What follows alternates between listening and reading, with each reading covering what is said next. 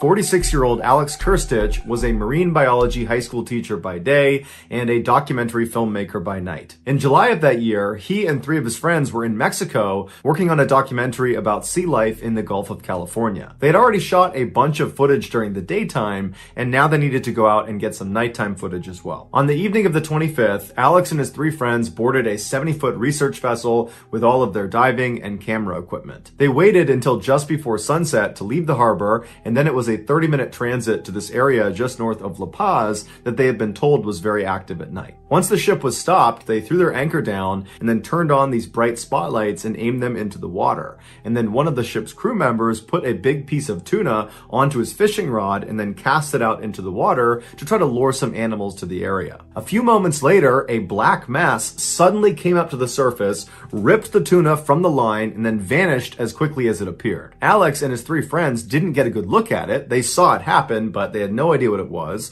So they told the ship crew member to put another piece of tuna on the line, throw it out there, and see if they can get a better look at this thing. And so more tuna was put on the rod, it was cast out, and then seconds later, a black mass rushed up to the surface, grabbed the tuna, and then went back down again. But this time, with Alex and the others looking really intently at it, they picked up what looked like a red and white flash, like a strobe light on the skin of this creature as it descended down below. And they looked at each other and they thought, could it be? And so another piece of tuna was put on the fishing rod, they cast it out into the water, and this time, before anything could come up and take it, deep down below, they see a flash of red and white all over the place, like a bunch of strobe lights going off. And then dozens of these creatures rocketed to the surface, fought over this tuna, and then descended back down into the deep water. And so now the men look at each other and they're grinning because they know the red and white flashing they are seeing is a trademark of a very rare creature. It's their skin changing colors. It's how they communicate with each other. And this creature is so rare that at this time, no one had actually filmed it alive. There was only footage of it dead after it washed up on shore. And so suddenly Alex and his team are thinking, man, our documentary is about to become legendary if we can just get in there and get the footage. And so the men eagerly put on their dive equipment, got their cameras, and prepared to enter the water. Had they consulted with anyone who studied this rare creature, they would have been told that getting in the water with them was a horrible idea and could easily get them killed. These rare creatures are called Humboldt squids, and they are 8-foot long apex predators that live in the deepest parts of the ocean. Because they almost never come up to the shallow waters, we know very little about them. What we do know is that, like all other squids, they have 8 arms along with 2 long tentacles that have all these suckers on it, and inside of the suckers are these teeth, these little daggers that they use to latch onto their prey, and then they pull their prey in towards their center, and at their center is this opening. It's their mouth, and it's called a beak, and it literally looks like a bird's beak. It's this hard thing that sits there and opens and shuts, and they use it to bite into their prey. And then inside of their beak is their tongue, and on their tongue are hundreds of sharp little daggers like more teeth that they also use to shred their prey. Typically, these jumbo squid will sneak underneath their prey and then suddenly shoot up, grab them with their 2 tentacles, and then drag them down to the deeper water where they feel safe, and then they begin the horrifyingly slow process of eating their prey alive because they have a gag reflex that prevents them from eating quickly. Humboldt squids are very intelligent, they're very social, and they're very aggressive towards humans, especially when they are in a large group or when they are eating. But of course, Alex and his 3 friends are not thinking about this. They're just eager to get into those jumbo squid infested waters and get this footage. And so they give each other the final okays. They're ready, their equipment's good to go, and they slip off the side of the boat into the water. Once they were in the water, they sank down to 30 feet, at which point they spread out around the squid that were still darting up to the edge of the boat to try to get more tuna. After a few minutes of Alex and his buddies taking this great footage of these squids, a 14-foot shark suddenly comes into the mix and tries to eat the tuna off the side of the boat. But ironically, on its way out after not getting any tuna, the shark got its tail fins stuck on the actual hook and then became bait for the Humboldt squids. And seconds later, the squids began ripping the shark apart. And so Alex and his 3 friends decided to move closer to the drama to get some great footage. As Alex is right up next to this drama unfolding, he feels himself suddenly sinking in the water. And he's kind of fixated on getting this shot, so he's not really worried about why he's sinking. He's thinking maybe my buoyancy compensator compensators off, maybe my weights are too heavy. But when he looks down, he realizes in horror, a Humboldt squid has wrapped one of its tentacles around his right swim fin. And so he instinctively begins kicking the squid's tentacle with his left leg. He gets it to release him, and in a panic, Alex begins swimming back up towards the surface. But he's still 40 feet away at this point from the boat. And at this point, the other squid had been alerted to Alex as now being considered prey. And so as Alex is going up, from behind, another squid comes up and wraps its tentacle around his neck. And his neck was the only area on his body that was not protected by his neoprene wetsuit. And so the daggers inside of these suckers on this tentacle dug into his neck, all around his neck. So his neck's being cut into and he's being strangled and being pulled down by this squid. And so Alex begins punching and squeezing and pulling on this tentacle, fighting for his life. And he manages to get this squid, the second one, also to release him. But by now he's been pulled down to 50 feet. He's got a ways to go to get back to the boat. And the other squid are all coming over. They're converging on him because they're all communicating that here's our prey, here's our other meal. And so Alex tries to swim as fast as he can back to the boat, but he only made it a few feet before another Humboldt squid darted up and came right up to his face, wrapped both tentacles around his entire head, blinding him, and he immediately felt the beak pressed up against his face, and it was opening and closing, trying to bite him, but it was biting down on his dive mask that was basically saving him from having his skull crushed by this squid. The squid became frustrated because it's not digging into Alex's flesh, and so it readjusted its grip on him by sliding down to his midsection, where immediately it begins pulling him down violently in these pulsing bursts. And so all Alex starts doing is punching and hitting and doing everything he can to get this thing off of him, and then for some reason it does release him. Maybe it was just so frustrated that it could not puncture into him.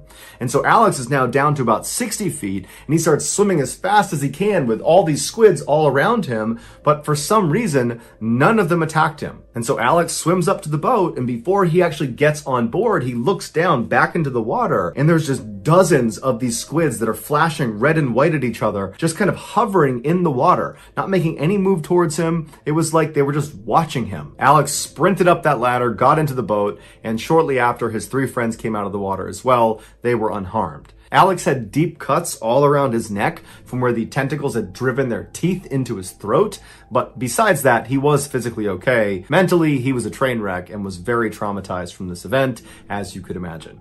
Today, his encounter with the jumbo squids is a thing of legend in the diving community. So that's 30-year-old Christopher LeCun was out on his boat with his wife, his kids, and his best friend Robert just off the coast of Port St. Lucie in Florida. Throughout the day, anytime Chris or Robert were looking down from the boat and spotted a rock pile, they would throw on their scuba tanks and dive down to attempt to find lobsters. Towards the end of the day, when they were looking down into the water, they saw what they thought was a rock pile at first, but as they kept looking at it, they noticed it had lots of straight lines, indicating it could be an underwater building. Chris and Robert noticed there was a yellow buoy floating on the surface right above where this building was underwater, and they thought they should probably go over and read it, but they decided, it's inconsequential. We can just go down and check it out for ourselves. Now, if they had stopped and gone over and read the buoy first, they would have seen there was a warning on it that was telling people to stay back at least 100 feet from this underwater structure. But Robert and Chris didn't read that warning, so they put on their scuba tanks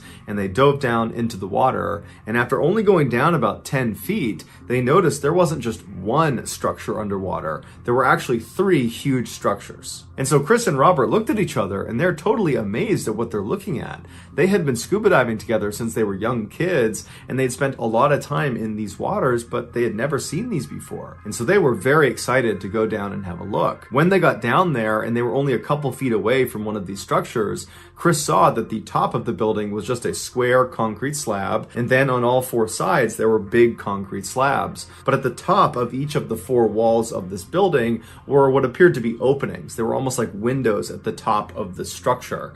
And across the window was mesh all the way around, like a grate, protecting things from going into the window and into the structure. And so Chris and Robert went right up to the mesh and tried to look inside of the structure just to see what was in there. But when they looked, it was just just too dark inside and there was no way to tell what was in there. And so Chris is really disheartened because he really wanted to know what was inside of this building. And so he just grabs the mesh itself and just kind of tries to tug it in one direction just to see if it would even move, to maybe create some space so he could look inside. And it very easily slid all the way to the side, revealing an opening big enough for he and Robert to go through. And so the two of them look at each other and they just nod because they know they want to go inside and see what's in there. And so Chris went in, followed by Robert, and they found themselves inside of just this big empty space, this 70-foot by 70-foot space where there really was nothing inside of it, except down at the very bottom on one wall was this 16-foot wide opening that was the entrance to a huge tunnel. And from where Chris and Robert were at the top of the inside of the structure, they couldn't see into the tunnel. And so they decided, by looking at each other and nodding once more, that they would just go down and try to look to see if they could see through to the other side of this tunnel. And so Chris goes down first, followed by Robert, and as they start making their way down, they both start to feel a current that's pulling them straight down. And as soon as they felt that, they both intuitively knew that they didn't want to be a part of that, and they started swimming as fast as they could back up towards their exit. Robert, who was a little bit higher than Christopher, was able to escape the pull of this current and got up to the top of the inside of the structure towards the exit. Chris, on the other hand, was not able to escape this current's grasp and was actually pulled backwards into the tunnel where he disappeared. Robert had actually turned around and saw his friend get pulled into that tunnel, but he knew there was nothing he could do, and so he just turned around, swam out of the structure, and up to the boat as fast as he could to call 911. Once Chris had been pulled into this dark tunnel, he began tumbling backwards. He had no control over his body position. The current was just way too strong. And so Chris instinctively grabbed his mouthpiece and anchored it inside of his mouth, and then he grabbed his mask and did his best to keep that on his face. Because as he was tumbling, the current kept trying to pull those things off of him. As Chris tumbled through this pitch black tunnel, he began to realize that more than likely he's going to encounter some very powerful pump that's sucking this water through this pipe in the first place, or some huge turbine that has something to do with pulling the water through this pipe. And in both of those situations, once Chris reaches the end of this tunnel, he's going to get cut up and get killed. And so Chris thought about pulling his mouthpiece out to just end it right then and there to avoid this horribly violent death. But he thought about his family, he thought about his kids, and he just couldn't bring himself to do it. And so he just continued to hold on to his mouthpiece and his mask and just continued to tumble with no control in total darkness, having no clue where he was going. After over 5 minutes of this just nightmare situation for Chris, he suddenly sees a very small flicker of light at the very far end of the tunnel in the direction they're being pulled towards. And all he can think of is, okay, well, whatever that light is, that's the area where I'm going to get killed. There's going to be some pump or some turbine right out there. And so he's bracing himself for this terrible, violent end to his life. But as they got closer and closer and that light continued to grow, Chris got a better picture every time he would tumble around. He'd get a look, and it did not look like there were spinning blades of death or some pump in there. It actually looked like very peaceful, calm water with sunlight pushing through it. And sure enough, after he got shot out into this lit up area, the current kind of died down and stopped. Chris immediately began swimming right up towards the surface where there was actually land right in front of him. He was inside of what looked like this huge building, and he saw there were people walking around with hard hats. And so Chris just pulled himself out of the water and began yelling for help. It would turn out Chris had been pulled into a nuclear power plant's cooling system. This particular nuclear power plant used a multi-level system where instead of just pulling the water in directly into the plant where it would be cooled and there would be, a pump of death or spinning turbines or something like that, instead there was a reservoir first where the water was dumped, and then after a while that reservoir water would then get churned up into the cooling system. So Chris was just incredibly lucky that that was just the way this nuclear power plant was built, because many other nuclear power plants, if he had done what he did, he would have been killed in a really horrible way. Chris would ultimately sue the power plant, saying they didn't put up enough warning signs or enough deterrents to protect people from getting sucked into these intake pipes, and the power plant has countered by saying, we put up enough deterrents, you just went past them on purpose. As of now, it's unclear what came of that course. A 32-year-old United States Army soldier was stationed in Hawaii for training. This was his first time ever being in Hawaii, and so on his first day off, he planned to do some sightseeing. After doing some research, he settled on the Hawaii Volcano National Park as the first place he would go check out. This is one of the top tourist attractions in Hawaii that sees over 2 million yearly visitors. One of the main draws of this particular park is that it's home to one of the world's most active volcanoes, the Kilauea, that has been erupting consistently almost every year since 1983. On the evening of Wednesday, May 1st, John finally was given some time off, and so he hopped in his rental car and he made his way out to the park. When he got there, he was pleasantly surprised to see that it was not crowded in the least, most likely because he was there midweek. And so he paid his entrance fee, and then he started walking up a trail that would bring him up to this overlook that overlooked the caldera. The caldera of a volcano is the actual crater, the inside of the volcano where the actual lava comes out of. At the time John was at the park, the volcano was not actively erupting, and so there was no pool of lava inside of the caldera. However, the surface of the caldera, which was 300 feet below this overlook where John is, the surface was still 2100 degrees Fahrenheit, causing these massive steam clouds to billow up from it pretty much constantly. And so when John actually reached this overlook point and was looking out into the caldera, he was immediately disappointed because he couldn't see anything. And so as much as John craned his neck to try to get a better look down into the caldera, he was just totally obscured by the steam. Now, he was up against a safety railing that prevented people from getting closer, but he figured if he could just get right to the edge of this crater and he could actually look down inside, he might be able to see all the way to the base of the caldera. And so he looked around and noticed there were no other tourists up there with him. So he thought about it for a second and then decided, yep, I'm gonna do this. And he stepped over the safety railing and walked right to the edge of this crater overlooking this caldera. And as soon as he got there, he suddenly had this unencumbered view of the space directly at the bottom of the edge of the cliff. He could actually see down into the caldera now. And so he got his phone out and he started taking some pictures, and then all of a sudden the ground underneath him began to shift. And it shifted so quickly and so suddenly that threw him onto his back. And as he's laying on his back, scrambling to get back up again, the ground underneath him just completely collapses, sending him careening down 300 feet into the scalding hot caldera. When John fell, another tourist did happen to walk up another nearby trail, and they actually saw him as he fell. And so they called 911, and immediately first responders were on scene, but they were facing the same issue that John was, which is the steam was so intense inside of this volcano that you can't really see down into it. And so they had rescuers walking along the rim of the volcano, and they had helicopters in the air, but it really wasn't doing any good. And in the back of all rescuers' minds, they knew that realistically, there's just no way John could have survived this. I mean, you can't survive a 300-foot fall, but even if you did, you couldn't survive being at the surface of the caldera that's over 2,000 degrees Fahrenheit. You'd die within a couple of minutes. But the rescuers pushed that thought out of their mind, and they focused on being positive and just continuing to look for John. And 2 hours into their search, when it was totally dark outside and hope was just about gone at this point, somebody spotted John on a little ledge jutting out 70 feet down from that cliff he was standing on.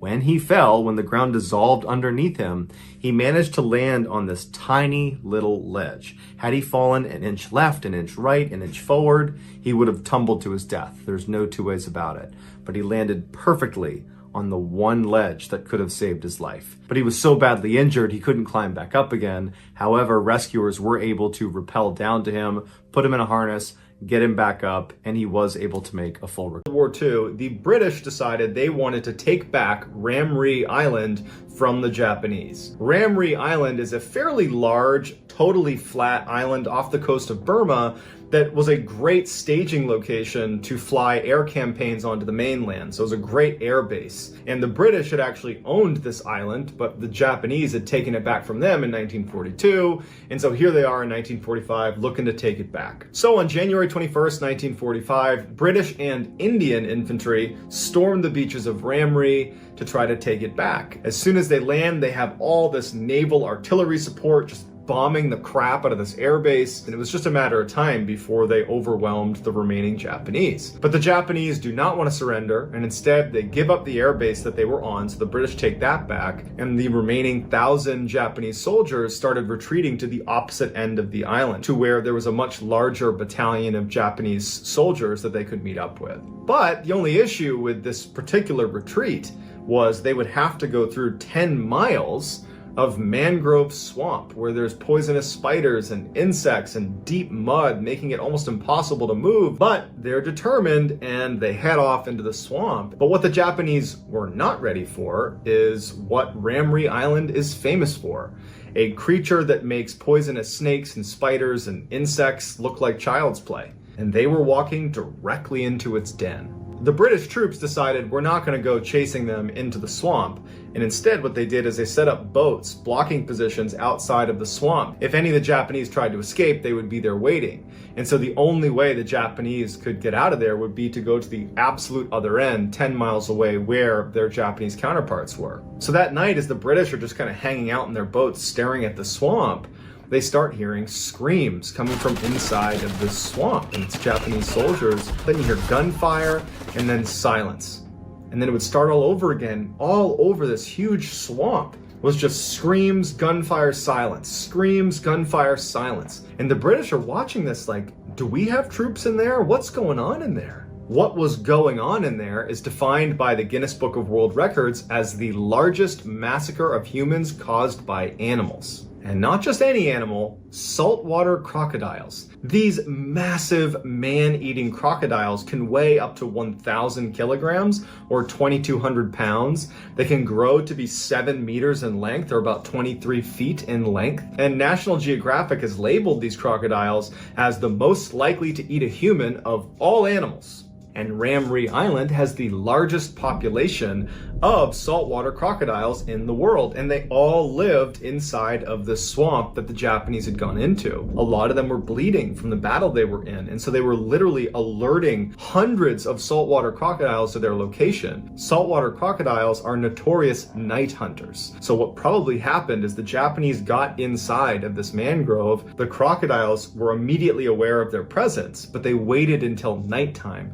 before they started having a feeding frenzy. And over the course of the night, a number of Japanese soldiers had jumped out the sides of the swamp, exposing themselves to the British. And so about 20 of them were captured, and they said that they were completely surrounded by these crocodiles, that everywhere you looked, there were growling, huge crocodiles eating one person, and as soon as they were done, they would just charge after you and eat you. And at the end of their retreat, when the Japanese did get to the other side of the swamp, only 500 of the 1,000 made it out the other side. And so to this day, people stay far away from Ramree Island because there are so many of these man-eating saltwater crocodiles that have no issue ripping you. Heavily forested, beautiful island, 93 miles off the coast of Brazil, that no matter how beautiful it looks, no one will go to this island. In fact, you're not allowed to go to it because the Brazilian Navy has forbid it. So the legend of this island really began in the early 1900s when a local fisherman was off the coast of the island and saw right on the edge of the forest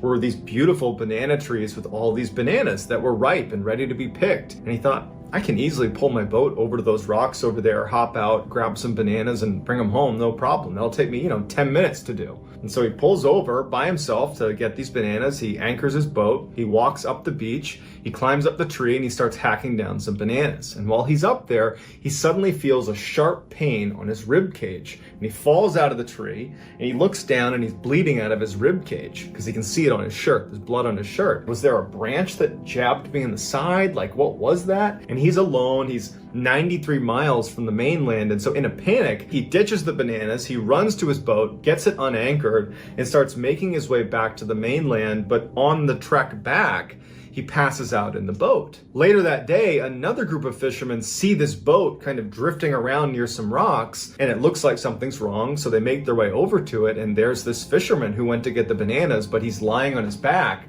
He's clearly dead, and he's in a pool of his own blood. 20 years after this incident, there was a lighthouse keeper that was assigned to work on this island, and he brought his family with him. They were staying in the main house of the lighthouse, And it was going fine for the first couple of days they were there, but at some point, captains of vessels that would drive past this island and relied on that lighthouse noticed that the light wasn't on. And so they reported it to the mainland, and a search party was sent out to check on the lighthouse keeper and his family to make sure that they had all their supplies and that they were okay. When they get to the lighthouse, they find the entire family is dead in their bed. And the only clue they had were these puncture marks all over the bodies of these deceased lighthouse keepers and an open window. So what killed these people that went to this island? Technically, they died from a poison that literally melts your organs within 60 minutes of coming in contact with it. But that poison comes from a very famous venomous snake called the golden lancehead viper that only exists on this island. They exist nowhere else in the world. And so this island has been dubbed Snake Island. And since nobody goes to this island, the lancehead viper population has exploded. They are thriving on this island. In fact, researchers say that there's at least 3,000 of these venomous snakes that live on this island, and for every 1 square meter of the island, there is a snake, which means if you're on this island, you are always within 1 meter of something that can kill you. And these snakes aren't just on the ground either, because their primary food source are birds, and so the snakes have begun to live in the trees and catch birds that land in the trees. Meaning, if you happen to be walking on this densely forested island, you'd be surrounded almost 360 degrees by these wickedly venomous snakes that if you are bit, you have 60 minutes to get the antidote. If you don't, you're doomed 100% of the time. Nowadays, the only people that go to this island are the Navy, who replace the batteries in the lighthouse, which is now automated because it's too dangerous to be there. They go once a year to replace those batteries. Researchers occasionally go there, and you have poachers that go to try to catch some of these snakes because they're so rare. They can sell on the black market for 10 to 30,000 US dollars. But many of these poachers that manage to sneak onto the island just get bit by these vipers and die. So there you go. Veach was an avid long-distance hiker that spent lots of his time hiking around the Mojave Desert in search of caves and abandoned mine shafts to go check out. Sometimes he'd bring his girlfriend with him, but most of the time he was on his own, and he would stay out for a couple of days at a time. Kenny was constantly on YouTube watching hiking videos and anything to do with the Mojave Desert. And Kenny was a regular commenter on all of those types of videos. In June of 2014, Kenny must have watched this video called Son of an Area 51 Technician because he had left this comment where he was telling the community that had watched this video that he had had a very strange thing happen to him when he was out hiking near Area 51. For those that don't know what Area 51 is, it's a highly confidential United States Air Force installation that is frequently looped into alien conspiracy theories. Kenny goes on to describe this strange event, and he said he found this cave entrance on the side of this mountain that was shaped like an uppercase M. As Kenny walks up to enter this M-shaped cave, he said his body started to vibrate and it stopped him in his tracks. And he said he didn't know what it was, but as he walked closer and closer, his body just continued to vibrate to the point where he said he just had to turn around and leave, that he knew something was wrong with this cave and he could not go inside. And so he said he turned around and he left. His comment got a lot of traction on this video, and a lot of people jumped on and were like, well, I don't really believe you, one, but if that is true, you got to go back. You got to go back there and explore it. You got to document this. Whatever this is, we want to know what it is. They were basically egging him on to go back and check it out. Kenny responded to his critics and said, I'm telling you the truth. I know what I saw. This cave was different. I go out in the desert all the time looking for caves, and I go in them. That's what I do. This one was different, and that's why I didn't go in it. But people just kept egging him on to go back and check it out and to film it, show documentation of this thing. And so finally he agrees. A couple of months later, Kenny goes back out to the Mojave Desert with his camera, and he films himself looking for the M cave, but he can't find it. So the video's kind of a bust. He still uploads it to YouTube, and he tells everyone that he's gonna go back out again.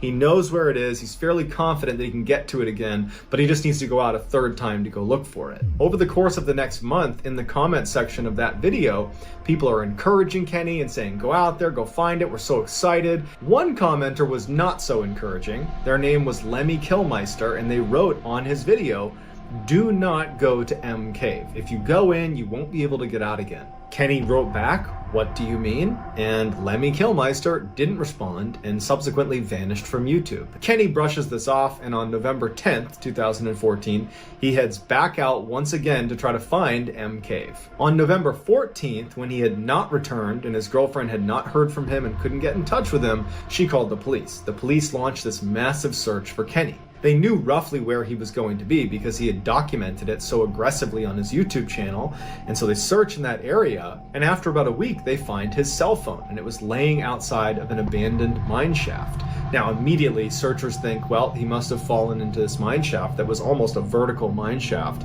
He must have fallen in there to his death.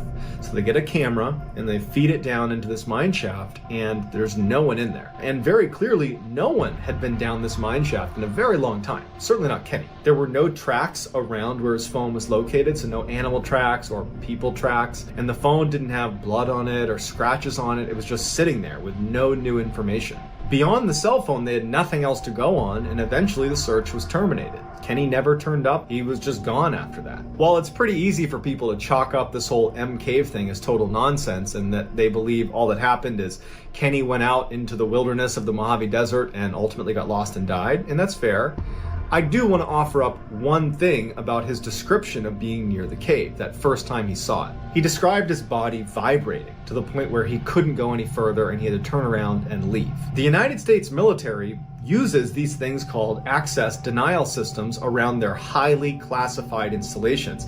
Anywhere where you cannot risk someone getting in, like a fence isn't good enough, they use these machines that fire beams at people that get too close. They're non-lethal, but it's like being thrust inside of a microwave. You feel hot and really uncomfortable, and you turn around and you get the heck out of there. The fact that Kenny was right near Area 51, a highly confidential area, regardless of alien conspiracies, it's a known highly confidential base. And he's discovering this strange cave entrance that doesn't look like other cave entrances, and he's walking up to it describing basically what it feels like to be hit with an access denial system. It makes you wonder, did he discover some secret entrance to some secret base? Or is this a bunch of crap and he just got lost in the desert and died? We don't know. But what we do know is that his search for M Cave probably ended his life. And that's why you should never go looking for M with respecting boundaries. In 1996, when Daniel was 24 years old, he became obsessed with this video game series called Ultima, which in the early days of PC gaming was this huge hit. It was this open world role-playing fantasy game. Daniel figured out where the creator of this game lived, and in the middle of the night in the spring of that year, he went to this guy's house and he knocked on the door. And when the creator did not answer the door, Daniel's frustrated and he leaves, but comes back a couple hours later and proceeds to break a window, climb inside this guy's house. He goes upstairs and he goes into one of the bedrooms where he crawls into one of the beds and falls asleep. The next morning, when the creator got up, he finds Daniel laying in one of his beds and he starts yelling at him to get out of his house, and Daniel's totally unfazed and he just wants to sleep in this bed. And so the guy calls the police show up, and Daniel's still in bed, and so they haul him out and they arrest him. A year later, Daniel would be arrested again for trespassing, this time in Orlando, Florida at SeaWorld, where Daniel had, after hours, snuck into the manatee exhibit and was swimming around with the manatees because apparently he wanted to play with them. But despite his criminal history, Daniel was far from a hardened criminal. In fact, many people that knew him described him as a very gentle, pot-smoking hippie who just adored animals. In 1999, when Daniel was 27, he joined a small religious community of people that practiced Hare Krishna, which is a branch of Hinduism. They get their name from their chant, Hare Krishna, that devotees repeat over and over and over again. During his stay with this community, Daniel basically blew off all of his responsibilities. He didn't really practice the religion, he didn't help out around the temple. Instead, he spent virtually all of his time feeding the wild birds that came to roost inside of the temple's garden. And he kept this notebook where he diligently tracked who had come into the garden, which bird, and how much he had fed them, and what they looked like. Basically, all he cared about were these birds. After a month of living in the Hare Krishna community, Daniel abruptly tells the other worshippers that he's going to be taking a vow of silence. And this really confused the others because Hare Krishna does not encourage its members to take vows of silence. This was something Daniel was just going to do on his own. And so right before he took his vow of silence, he also informed them that he would be leaving. So he takes his vow of silence, he packs his stuff up, and he leaves. After departing, Daniel committed a series of petty offenses through South Carolina, Washington, Texas, and then ultimately in Florida. One of his offenses in Florida was stealing a candy bar at a 7-Eleven. And in court, because of his vow of silence that he was still living up to, he had to write on a piece of paper that he denied the charge. But ultimately, he was sent to jail for 3 days. After his stint in this Florida jail, Daniel gets out and he decides he wants to go back to Orlando, Florida, and go to the SeaWorld where he had previously jumped into the manatee exhibit. And so he was going to go and presumably check out the manatees as well as some other animals. When he got to the park, he made his way over to the killer whale demonstration where some trainers were going to be swimming around in this enclosure with these massive killer whales. And witnesses said they remember seeing Daniel in the stands watching the show being just totally transfixed and open-mouthed and fascinated with what he was looking at. But apparently Daniel's biggest reaction to any part in the show was when the trainers brought out Tilikum, the biggest killer whale ever held in captivity, measuring over 22 feet long and weighing over 12,000 pounds. Daniel was just totally taken with Tilikum. So that night, after the park shut down and everyone went home, Daniel came back, now wearing a bathing suit. He hops the fence and he sneaks back into SeaWorld the same way he did a couple years earlier when he snuck into the manatee exhibit. And somehow he managed to go through the park without being picked up on a camera. And he makes his way over to the killer whale enclosure. He hops the fence, he takes off his shirt, takes off his shoes. So he's just got his bathing suit on and he jumps into the massive pool with Tilikum. When Daniel jumped into the manatee exhibit, he had said he just wanted to play with the manatees. And so it's assumed that when he jumped in with Tilikum, he just wanted to play with Tilikum. And apparently Tilikum was really eager to play with Daniel, because Tilikum quickly played with Daniel by biting his shorts and bringing him to the bottom of the pool and dragging him along the bottom until Daniel drowned. And then after he drowned, Tilikum basically thrashed him around, throwing him up and down, ripping off pieces of him, until finally he draped Daniel's body over his back, and that's where Tilikum kept him. The next day, when the staff showed up and made this discovery, they couldn't get Daniel's body away from Tilikum because Tilikum wanted to keep his toy.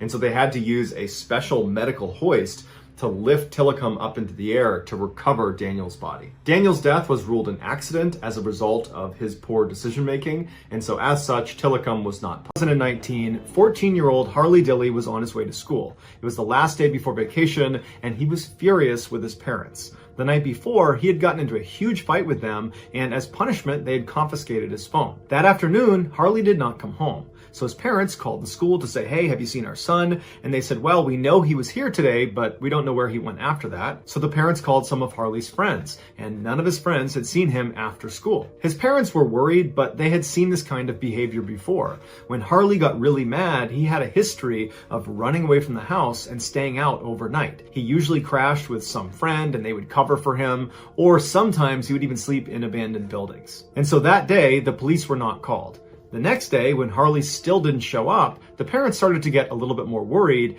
and because their son didn't even have his phone, they had no way of getting in touch with him. And so they finally said, we gotta go to the police. And so the police launched a formal search for him, and right away there was no leads. Nobody knew where he was. Weeks went by and the family was putting up posters all over town telling their son that you're not in trouble, please come home. And everybody in the community is out there looking for Harley, but there was just no sign of him. Finally, almost a month after he had gone missing, the police received a tip. The house across the street from Harley's house was a vacant home because the owners were actually renovating the property, so they weren't living there. But they had cameras set up on the outside, and one of their cameras, when they reviewed it, picked up Harley walking towards their property on the day he went missing. And so the police show up at this property, the owners show up, they give them the key, the police go inside, they're yelling for Harley, they check all the doors and all the windows and everything is locked, there's no sign of a break-in. They go upstairs and in one of the bedrooms they see there's a jacket lying on the ground, and it would turn out to be Harley's. It was the same one he had on when he went missing. And next to the jacket on the ground is this weird metal plate. And so after seeing this, the police believe Harley must be up on the second floor somewhere. He must have been hiding out in this vacant house the whole time. They don't know how he got in, but clearly this is his stuff. And so they start yelling for him and walking around the second floor, and it's silence. There's no sign of Harley. And so they go back in the room where his jacket and his plate is, and they look up on the wall, and pretty high up, there's a hole in the wall. And it looks to be about the same size as this metal plate. And they realize this plate is actually a vent cover, and that is a vent. Suddenly, police believe this could be a lot more sinister, that perhaps someone had harmed Harley and then taken evidence and stuffed it into a vent inside of a vacant house. So one of the officers gets a stool, they put it in front of this vent, they climb on top, and they reach in to feel around for more evidence. And as soon as they reach in, they touch something and they pull their hand back out and they say, there's a person in there. And it would turn out the person inside of there was Harley, and he was deceased. Although no one knows exactly what happened to Harley, the leading theory is he climbed onto the roof of this vacant home on the day he went missing, and he looked down the chimney. There was no cap on it, and from his perspective, it looked like he'd be able to fit all the way down to the bottom. But what he didn't know was this chimney was wider at the top,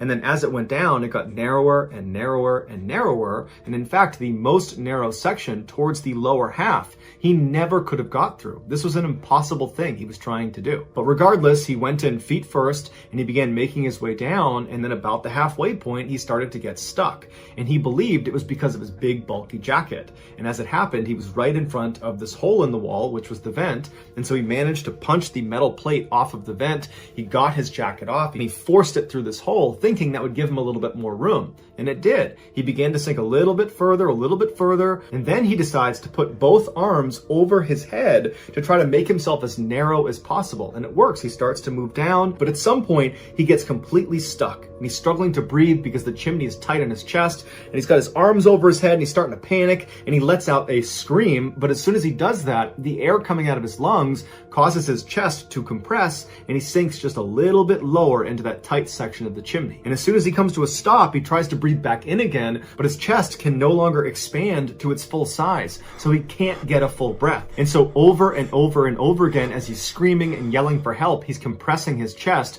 and sinking farther and farther into this inescapable trap until he reaches a point where he cannot go any lower. And his chest is crushed by the chimney. He can barely catch his breath. His arms are stuck over his head and his feet are dangling off the ground. And that is how he would stay until he suffocated to death. Celestino Cervantes picked up 28-year-old Victor Diaz for work. Celestino was an expert roofer, and he had just hired Victor to come on his crew and help him with a particular job. This was going to be Victor's first day as a roofer, but for the past 10 years he had worked in construction, so he was familiar with the operation. The two men arrived at their job site in San Antonio, Texas around 8 a.m. that morning. They were in charge of putting a new roof on a 115-year-old building that was being redeveloped into a fancy steakhouse. Until 2001, this building had been used by a brewing company to house their enormous boilers. As such, this building was referred to as the boiler house. Protruding from the boiler house roof was this large metal duct that was 15 feet long and almost looked like a covered walkway, and it connected to the side of this huge smokestack. This duct and smokestack used to be how the built-up condensation inside the boiler house was able to travel up and out of the building. When the two roofers got out of their truck, Celestino told Victor to take his tools and make his way up to the roof of the boiler house and get to work, and that he had a few things he had to do down on the ground floor, but he would be up to check on him in a little bit. Celestino turned around and was fiddling with his equipment inside of the truck while Victor made his way into the building and out of sight. An hour and a half later, Celestino went up to the roof to check on Victor, but he couldn't find Victor anywhere, and he couldn't find his tools anywhere. So Celestino went back down into the main section of this building where other contractors that were working on this renovation were, and he began asking them, hey, have you seen this guy, Victor? He works with me, I can't find him, and no one had seen him. And so Celestino's thinking to himself, well, I guess Victor must have left. But that didn't really make any sense because Victor didn't have a vehicle and he didn't live nearby. But Celestino's thinking, you know what, maybe somebody came and picked him up. Now, unfortunately, Victor did not carry a cell phone, so nobody had any way of getting directly in contact with him. So Celestino leaves the building and he calls Victor's brother and he asks him, you know, have you seen Victor? Do you know where he might have gone? And Victor's brother says, no, I haven't seen him since this morning when he left with you. So Victor's brother began calling around to friends and family and asked them if they had seen Victor, but nobody knew where he was. So for the rest of the day, Celestino and the rest of Victor's friends and family, they went out looking for Victor at the job site and around the surrounding areas, but there was just no sign of him. And so that night, Victor's brother went to the police to file a missing person report.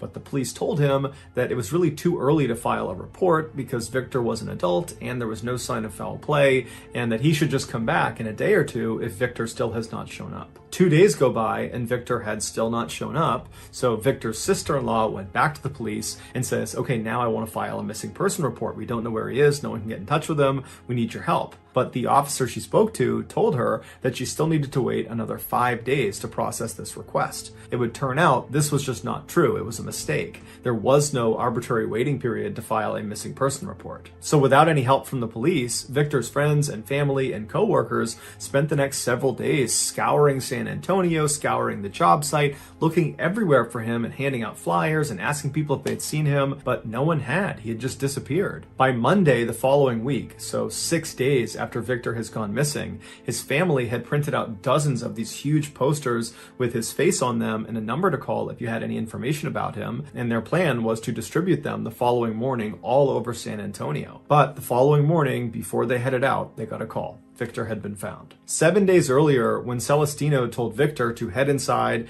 and make his way to the roof and begin the project, Victor had gotten his tools, gone inside, he made his way up the stairwell to the second floor, and then he made a series of odd decisions. Instead of making his way to the access door and climbing his way up to the roof, he went to the far side of the second floor where there were all these wooden barriers preventing people from going any farther. He climbed over all these barriers and he reached the entrance to that huge duct where the condensation used to go. And so from his perspective, he would have been looking into this duct and it would have been completely pitch black because it connected to that smokestack and the smokestack was totally sealed off. But despite not having any idea where this tunnel goes and it clearly not being the place Celestino told him to go, Victor decides to just get into this tunnel, which required bending over because it was only 4 feet tall and 5 feet wide. So he gets inside of this tunnel and he begins shuffling his way deeper and deeper into this tunnel until he reaches the end of the tunnel where it actually connects into the smokestack. Now at the top of this duct where it connects to the smokestack, there wasn't a grate or bars or any sort of barrier that would stop you from spilling into the smokestack, and because it was totally pitch black, Victor, when he made it to the edge of that duct, he just kept on walking and fell 20 feet down to the bottom of the smokestack. And so in total darkness, Victor, who was probably badly hurt from the fall, began feeling around the inside of the chimney looking for a way out. And he eventually found a hatch that was big enough for him to fit through, but when he felt up against it, he realized it was locked from the outside and it wouldn't even budge. He couldn't even get light to come in through a crack. It was totally sealed off. And that was the only way out of the smokestack unless he could get back up to the duct, but there was no way to do that. He most likely began screaming for help, but he was encased in thick brick, and so his sound wouldn't have traveled. It would have been completely muffled. Plus, the smokestack was fairly far away from the job site, which was very noisy as it is, and so there was just no way they could have heard him, and the smokestack and the duct were not part of the renovation, and so there was absolutely no foot traffic over around the smokestack. He was completely alone, no one knew he was there, and there was no way out. 7 days after Victor fell into the smokestack, workers over at the job site, they noticed this huge swarm of flies over around the base of the smokestack. There were so many flies over there, they decided they had to go investigate. And so as they walked closer and closer to the smokestack, they were hit with this overwhelming stench of death and decay. And then when they got to the smokestack, they could see the flies were centralized on that hatch at the bottom. And so they cut the lock, they opened it up, and inside they found Victor's body. And they saw his hands were badly bloodied and bruised, and they were pressed up against the inside of the hatch, indicating in his final moments he was desperately trying to open that hatch and save himself, but there was just no way to do that. Although no one knows this for sure, it's believed Victor confused the condensation duct with the access point to the roof. A manager at a grocery store in Lancaster, California, which is a town about an hour north of Los Angeles, started getting complaints from his staff and from customers about a terrible smell smell coming from the front of the building. The manager, who had come in the back door that day and so hadn't smelled anything, began walking through the store towards the front in order to investigate. He only made it to the cash registers before he had to throw his arm over his mouth and his nose because the whole front half of the store reeked. The manager's first thought was that food must have somehow fallen somewhere out of view and it was rotting, and that was causing the smell. But when he went past the cash registers and went out the front doors, the smell got exponentially worse, and he noticed the smell was predominantly coming from this brown liquid on the ground that seemed to be leaking out of the base of one of the pillars that lined the front of the store. And so the manager thought, well, it can't be food that's causing the smell. It's got to be a sewer pipe leak that's happened right underneath this pillar, and it's seeping up through the cement, and that's what's causing the smell. And so the manager went back inside the store and he called a plumber, and then a couple of hours later, the plumber showed up. The manager pointed at the brown liquid out on the front and explained what he thought was going on, and the plumber looked at it and then looked at the manager and said, there's no sewer pipe underneath here, so whatever that liquid is, it's coming from inside the pillar. And so the manager was stumped because this pillar and all the others in the front of the store were purely decorative. There's no reason anything would be leaking out from inside of them. There was nothing inside of them. And so the manager asked the plumber to pull off one of the bricks around the area where this liquid was coming from so they could see what was on the other side. And so the plumber got his crowbar and he began prying off one of the bricks, and then once it was loose enough, he pulled the brick away, revealing an opening into the pillar, and the two men got down and they looked inside, and what they saw horrified them.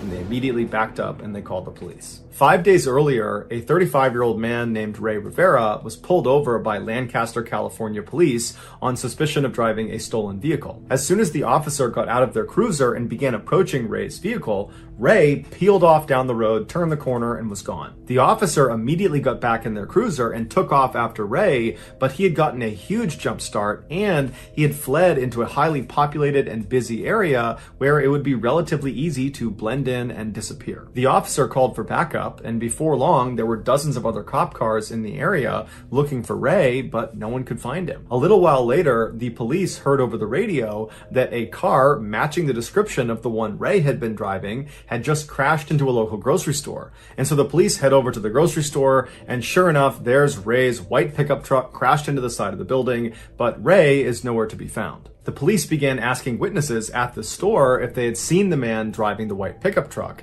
and a few said they had.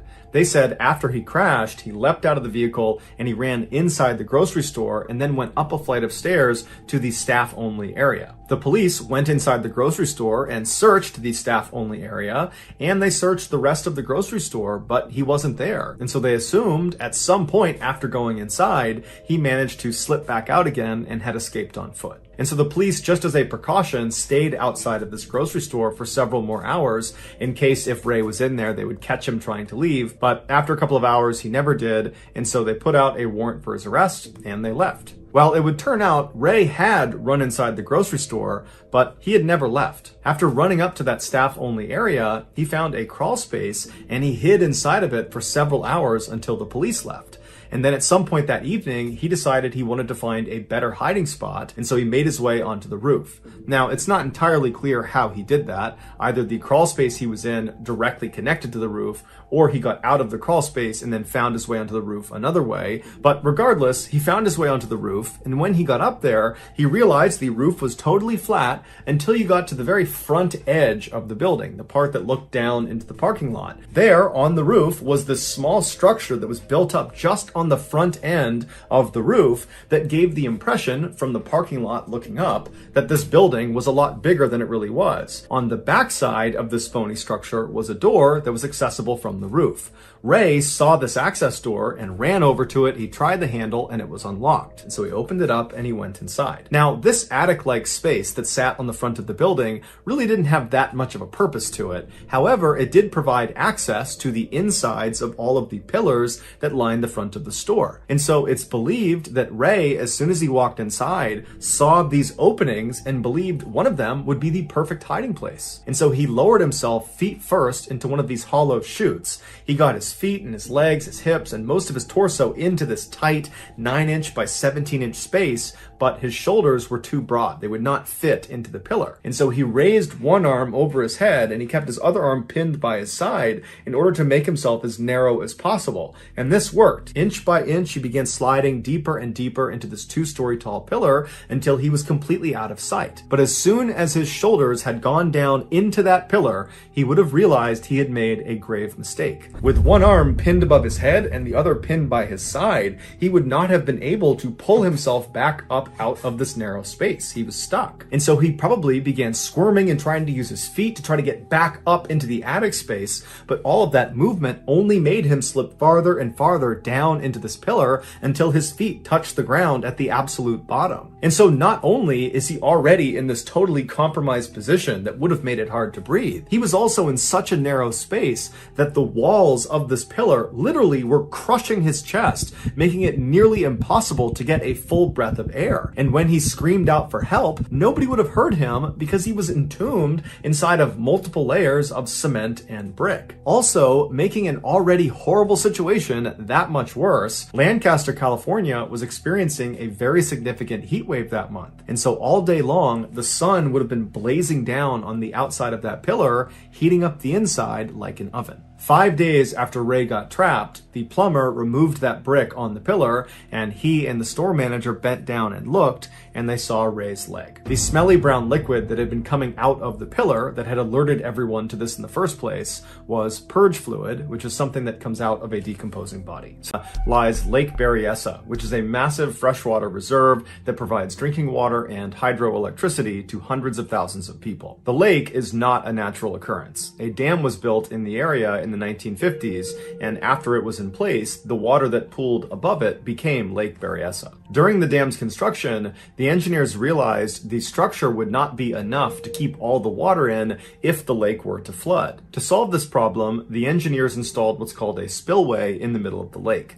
A spillway is like a huge drain. When the water levels in the lake are normal, none of the water will go into this drain. But when water levels reach a certain point, the water, instead of spilling over the side of the dam, will spill into this spillway, and it will travel 200 feet straight down the 78-foot wide pipe. And when it reaches the bottom, the pipe bends sharply to the right, and the water is shot out on the other side of the dam into a creek. On a summer day in 1997, 41-year-old graduate student Emily Schwalick was swimming in the recreational side of Lake Berryessa. That evening, before she got out of the water, she decided she wanted to have a closer look at the spillway, which at the time, because the water levels had risen high enough, water was pouring down into the spillway. So Emily turned around and began casually swimming away from the recreational area towards the center of the lake. At some point, she would have seen signs poking out of the water, and she would have seen them on land telling her to stay back. After passing those signs, she would have reached a long line of red caution buoys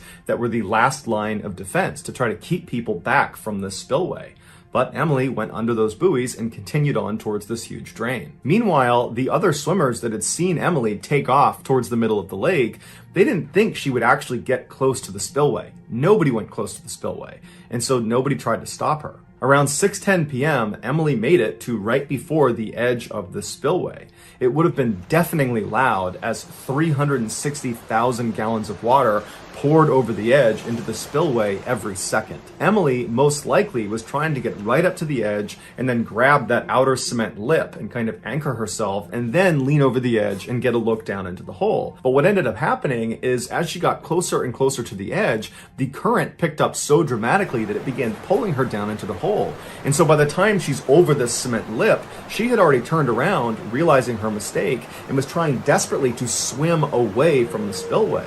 But it was too late. Her legs got whipped around and sucked down into the spillway, and she managed to grab onto the lip, the outer lip of the spillway, with her legs now in the spillway. Thousands and thousands of gallons of water are pouring down on her face, and so she can't pull herself back up. So she's pinned inside the spillway. People on land noticed this happening to her, but they realized there was nothing they could do to help her. If they tried to go down there and pull her out, they would get sucked in too. And so they called the authorities, who have the right equipment to pull her out. But by the time they got out there, it was too late. Emily had managed to hang on to that edge for 20 minutes, but finally the water overpowered her, she lost her grip, and she fell backwards down the 200-foot chute to her death. It opened a riverfront restaurant in Beaumont, Texas. And for the next 50 plus years, his customers would eat burgers, drink beers, and on super hot days, they would jump off the pier into the river to cool down. But one day in June of 2015, while Allen was in his restaurant looking out the back window, he saw something strange in the river. When he went outside to get a better look, he noticed his customers who were eating outside had also noticed this strange thing, and now they were standing up and nervously watching it as it floated by. Allen immediately yelled out to everyone to not go swimming, obviously, based on what they were seeing, and then he went back inside and made a sign that said no swimming, and he posted it on the pier. A few weeks later, on July 2nd, a 28-year-old local man named Tommy Woodward and his girlfriend, Victoria LeBlanc, arrived at Allen's restaurant for a fun night out. After several hours of drinking and playing pool, Tommy and his girlfriend made their way over to the bar and had a seat, at which point Tommy began telling his girlfriend that he planned on going swimming in the river that night. The bartender overheard him and said, "Tommy, you can't go swimming in the river anymore." But Tommy was a bit of a rule breaker and said he didn't care, he was going to go anyways. The bartender began pleading with him and even got other staff members of the restaurant to talk sense into Tommy that he should not get in the water. But eventually Tommy just stood up, he grabbed his girlfriend's hand, left the restaurant, and began walking down towards the pier.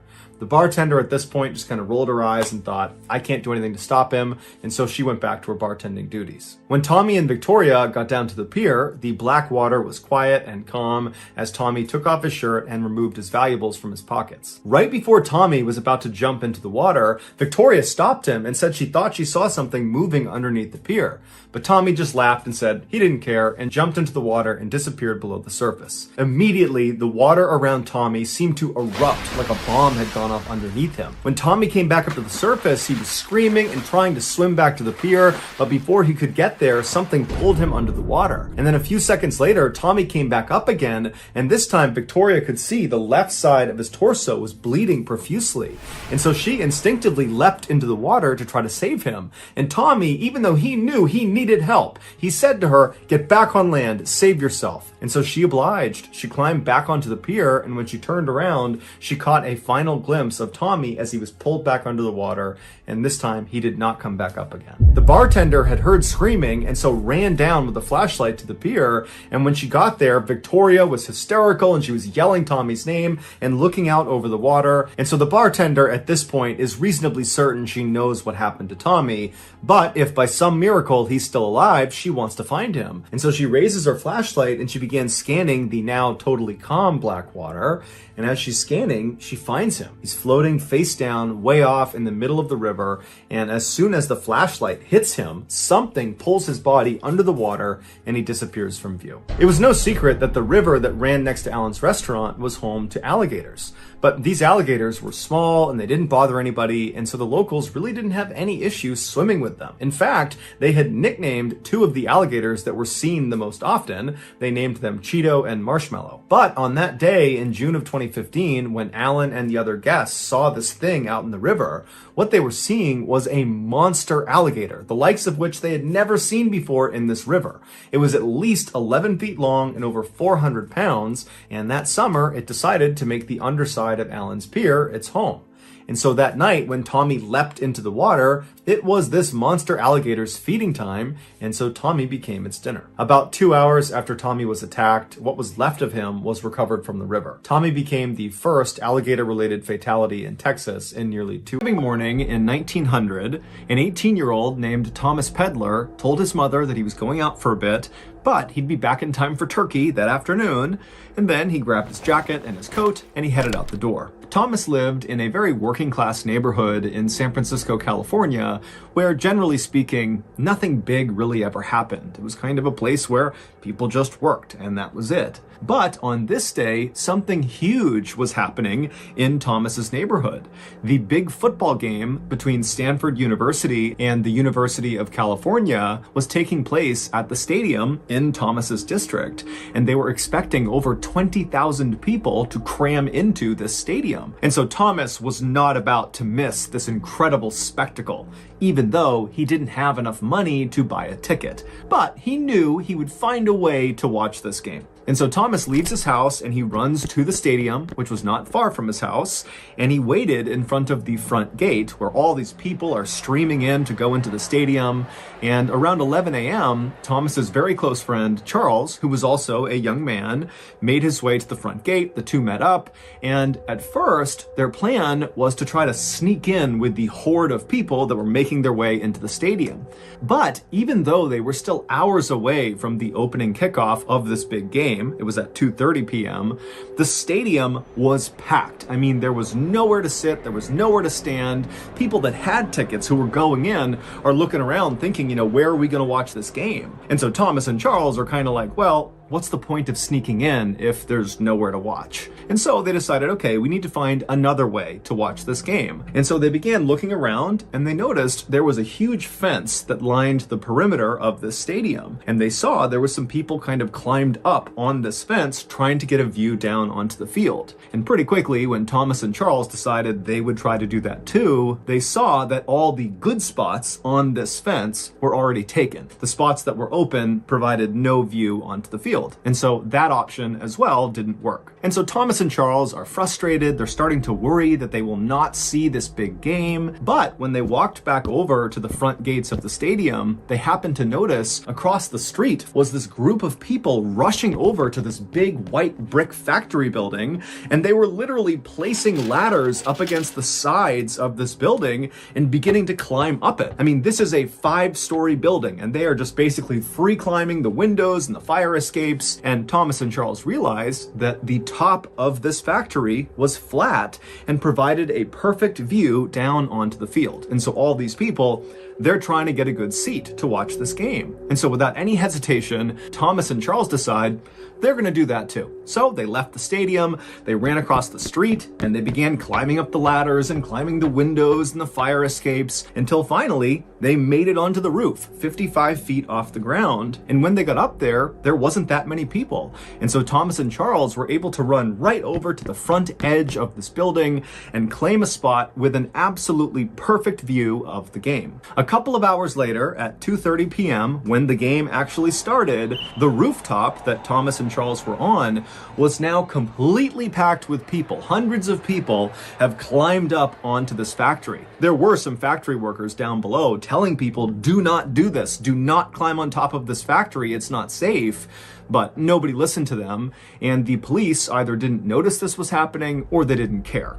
And so there's all these people that are on this roof, they're all super excited, and the game has begun. It's 2:30, and as soon as the game started, it was like the crowd in the stadium, which could be heard very easily from this rooftop, just kind of erupted, and there were all these bands playing in the stadium. I mean, it was chaos down below, and it really caught on the roof. All these guys, including Thomas and Charles, they're getting amped about this game, they're singing, they're chanting, they're screaming, they're yelling. I mean, it's total chaos, and Thomas and Charles loved it. But about 20 minutes into the game, as Thomas and Charles are enjoying themselves and the crowd is still going wild, a dull cracking sound could be heard coming from one side of this roof. And so Thomas and Charles, they kind of spun around to see where this cracking sound had come from. And when they began looking out across the sea of people, they noticed on the far side of the roof where the sound had kind of come from, they could see people scrambling to get off the roof. But before Thomas and Charles and the other people around them who were watching this happening could figure out what was going on, there was a much louder cracking sound, and suddenly the floor underneath Thomas, Charles, and everybody else collapsed. And immediately, people on this roof fell all the way to the bottom of this factory, 55 feet below. There weren't loads of floors inside of this factory. Instead, it was basically just one big building, 55 feet high, that housed this brick structure right in the center of the factory that was almost as tall as the entire factory. It was almost like the factory was a shell around this brick, smaller structure right in the middle that was like 40 feet feet tall. And so after the ceiling collapses, Thomas, he falls, but miraculously, he lands on a wooden beam that stretched across the entire factory, like a support beam, and he grabbed onto it, saving himself from falling all the way down. And so Thomas, he only fell maybe 5 feet, so he was okay, but he didn't have a great grip on this beam. He was holding on, but just barely. And so Thomas, he turns and he's looking around at what's happened below him, and he's hearing people screaming, and he's hearing the sounds of people running around trying to help those who have hit the ground on the bottom. And Thomas immediately begins scanning for Charles, and he finds him. Charles was one of the other fairly lucky people, at least in Thomas's mind, Charles seemed lucky, because instead of falling from the roof all the way to the ground, Charles and 15 or 20 other people had fallen right onto that brick structure that kind of made up the main part of this factory. And so Charles had only fallen maybe 10 or 15 feet onto this structure. And so Thomas is thinking, oh, Charles and these other people, they've survived this fall, they're okay. However, the second Charles and the others, who supposedly were saved by landing on this brick structure, the second they hit that brick structure, despite not suffering catastrophic injuries like broken bones and horrible internal injuries, these people on the brick structure began letting out these primal screams, these just horrible, blood-curdling screams. And as they did, these loud popping sounds began coming out of their body, and then their bodies began contorting forward, almost like a bug rolling up onto itself. It would turn out this factory was not a normal factory. This was a glass factory,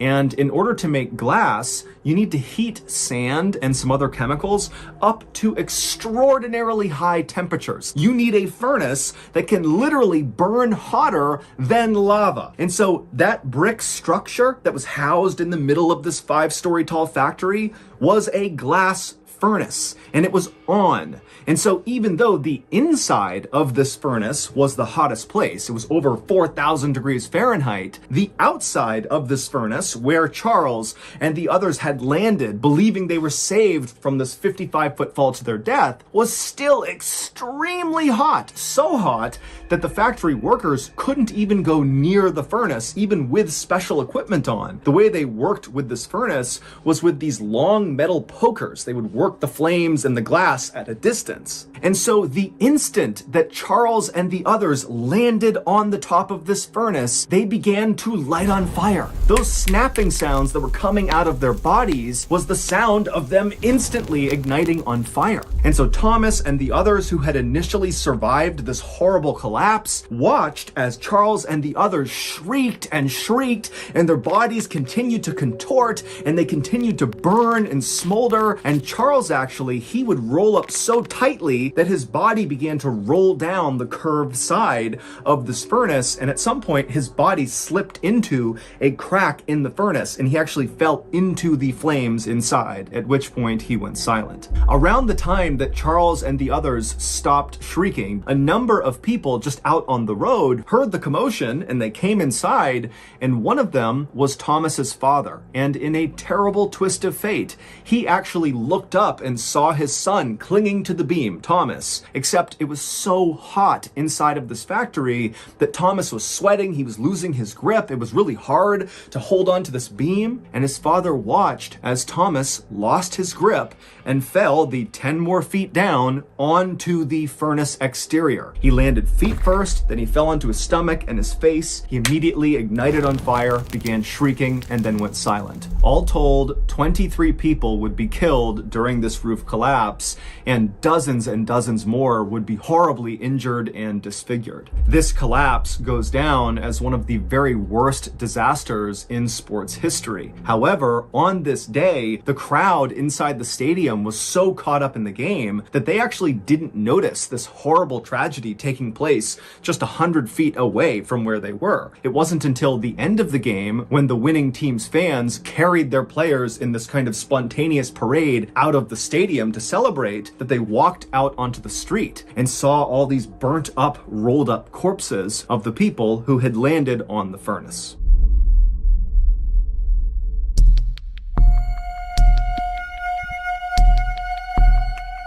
In April of 1979, a 69-year-old woman named Monica Myers was appointed mayor of a little village called Betterton in the U.S. state of Maryland. Betterton used to be this very fancy resort town on the water where people from Baltimore and Philadelphia would come there for vacations. They had fancy hotels and restaurants and shops. But by the time Monica became Betterton's mayor, Betterton had kind of gone downhill. People had stopped coming to Betterton, all the hotels shut down or were abandoned or burned down. The summer homes of the rich people from the big cities, those got sold off. And down at the beach, all these glamorous boardwalks literally just kind of crumbled into the sea.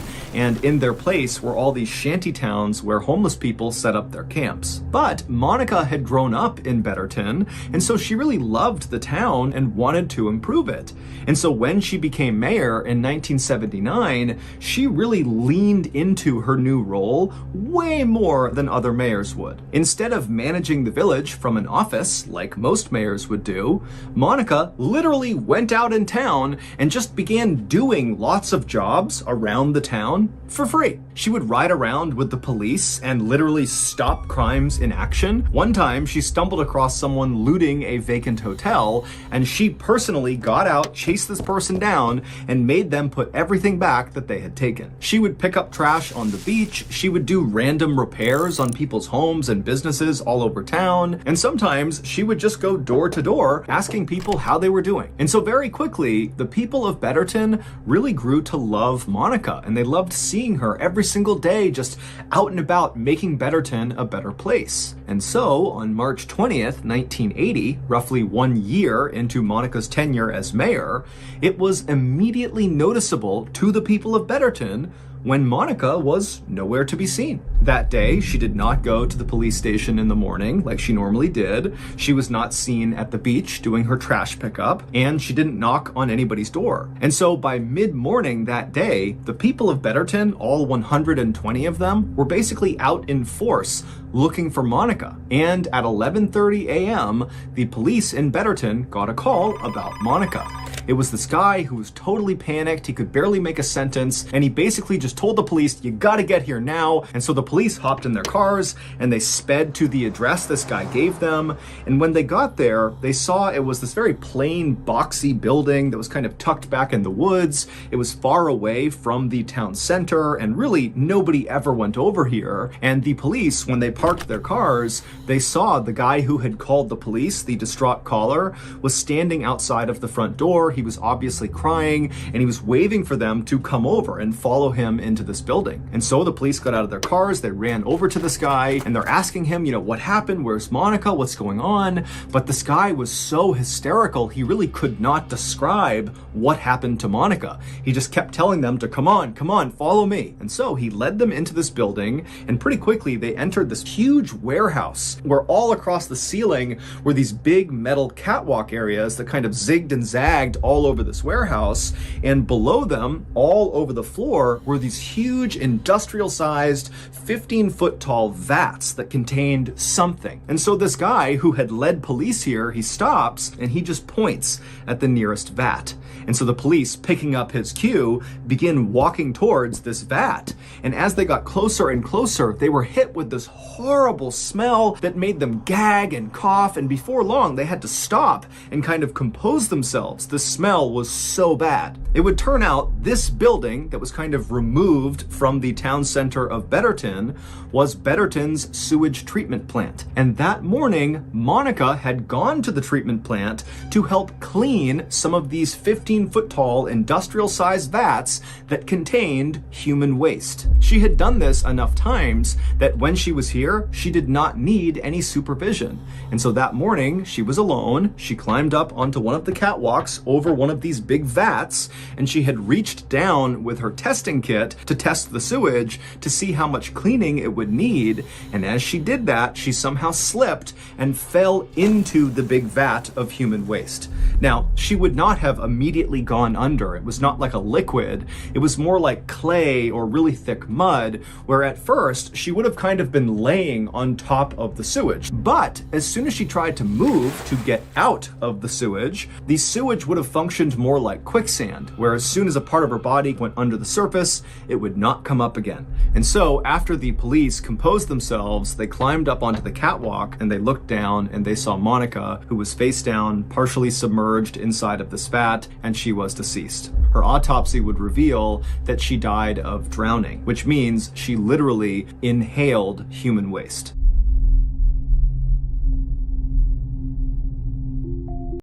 2004, two police officers drove down a quiet street in a little English village called Murrow, and they pulled over in front of this little brick bungalow. Earlier that day, a neighbor who lived on this street had called the police to report hearing a strange digging sound coming from inside of this bungalow.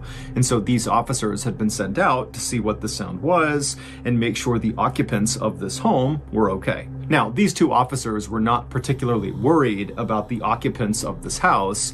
They assumed that some wild animal must have snuck in while the owners were away, and that was all this was. But, as they would quickly learn, that was not the case. After climbing out of their car, the two officers just stopped and listened for a second to see if they could hear this digging sound, but the bungalow was quiet, the street was quiet, and so the two officers shut their car doors and made their way up to the front porch of this bungalow and knocked on the front door. After a few moments, when nobody answered, one of the officers reached down and tried the handle and found it was unlocked. And so he opened the door just a crack and he called out through this opening in the door into the bungalow saying, "Hey, it's police, we're here to check on you." But when no one called back to them, the officer opened the door the rest of the way, and immediately both officers saw there was a huge problem inside of this house.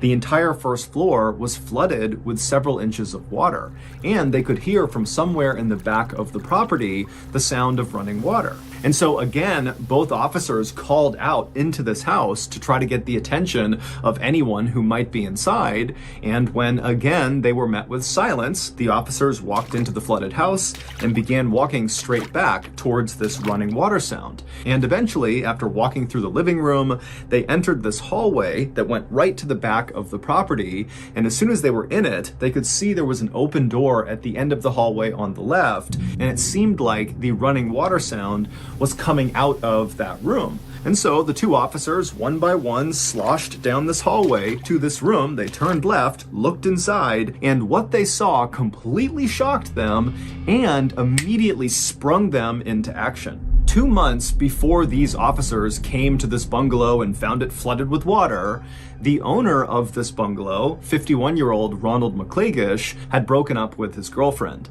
And this breakup was really hard on Ronald. He was already divorced, he was totally broke, he had loads of health issues like bad asthma, he had some liver issues, and just generally he was someone who was kind of physically frail. And so this girlfriend had been one of the very few good things in his life, and now she was gone and he was alone again.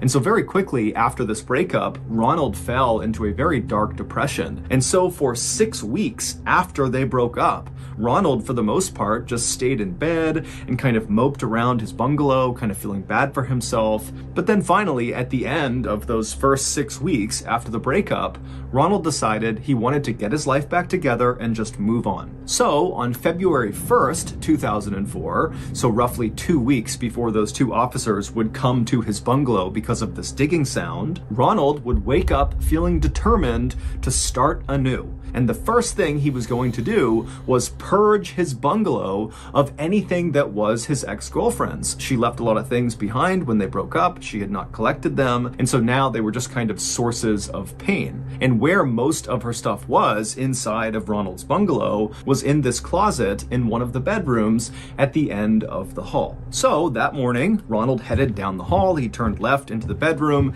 He opened up the closet. He went inside, and with a trash bag in hand, he began rifling through everything in this closet, and anything that was hers, he would take it and put it right into the trash bag. And at some point, when Ronald was almost done pulling the last few things of his girlfriend's out and into the trash bag, from behind him, he heard this strange sound coming from the bedroom. It sounded like wood bending or creaking, but before he could turn turn around to see what the sound was, the door to the closet he was in slammed shut with incredible force, and suddenly Ronald was trapped inside of this closet in total darkness.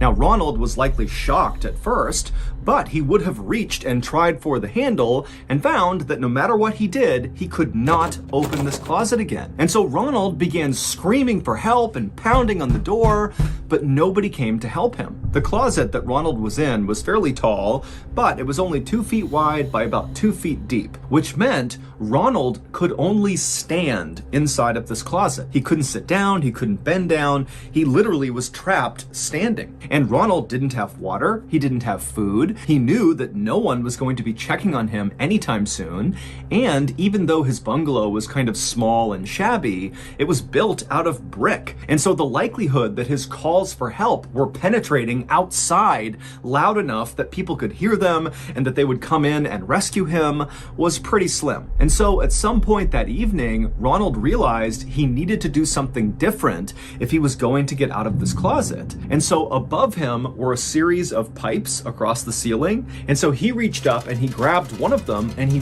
broke it off. He was likely thinking that with this pipe, maybe he can burrow a hole in the wall and crawl through to another room, or maybe he can punch a hole in the door and somehow unlock it, or at a minimum, with the metal pipe, smashing it against the wall or the door would be louder than any noise he could make by yelling. However, the second he broke that pipe off the ceiling, something horrible happened. The pipe he broke was a water pipe, and as soon as it was broken, icy cold water began pouring down directly on top of Ronald's head and face. And again, because he can only stand basically in the middle of this closet, he couldn't get out of the way of this water. It was like he was under a waterfall and couldn't go anywhere. And so he likely tried to ignore the water and tried to use the pipe and screamed and do anything he could to get someone to know he was in here, but no one could hear him. And so it was like he was being tortured with this freezing water, and he's in this tight claustrophobic space. It's total darkness and he's totally panicking. And for days and days, that would be Ronald's nightmarish reality. But despite how terrible his circumstances were, Ronald continued to use that pipe to both smash the walls to make loud sounds. He also began burrowing into the walls, trying to make a hole. But Ronald was getting weaker and weaker. He became very sick. And also, because the water was constantly hitting his head and face, his skin got so saturated that literally his skin started falling off. It basically opened up into these sores and began to sag, and the water just began brushing his skin off. And so finally, after about a week of being trapped in this closet in these terrible conditions, Ronald realized help was not going to come in time, and so he put his pipe down, he kind of slumped up against the wall, and then closed his eyes. Ronald's neighbor, who called the police, actually did hear Ronald using that pipe to try to dig a hole in his wall, and she heard Ronald smashing the pipe on his door, and she must have heard muffled shrieks and yells, but she didn't know what they were and kind of just decided it wasn't her business. But when Ronald's house went from all these strange sounds to silence, that was when she called the police and said, "Hey, I had heard some digging sounds coming from the bungalow, and now I don't." And so when those 2 police officers arrived at Ronald's bungalow, they went inside, they went down the hallway, they went into the bedroom where Ronald had gone, and they saw this huge wardrobe, which is a big wooden piece of furniture, toppled over right in front of the closet.